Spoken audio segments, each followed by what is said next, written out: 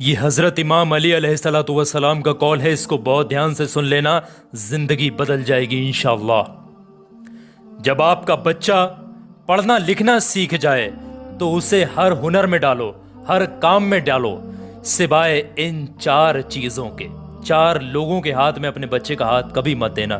Number 1، کفن فروش کے، کیونکہ وہ ہمیشہ امت کی موت کے لیے دعا کرتا ہے۔ نمبر 2، سنہار کے ہاتھ میں بچے کا ہاتھ کبھی مت دینا، کیونکہ سنہار جو ہوتا ہے، جو سنہار کی دکان پہ بچوں کو مت چھوڑیے گا، یہ سنہار کے یہاں پہ اس طریقے، کیونکہ سنہار جو ہوتا ہے وہ دھوکہ دھڑی کرنے سے باز نہیں آتا۔ نمبر 3، کسائی کے یہاں اپنے بچے کو مت چھوڑیے گا، کسائی کے ہاتھ میں اس کا ہاتھ مت دیجیے گا، کیونکہ کسائی کے دل میں رحم دلی جو ہے وہ ختم ہو جاتی ہے۔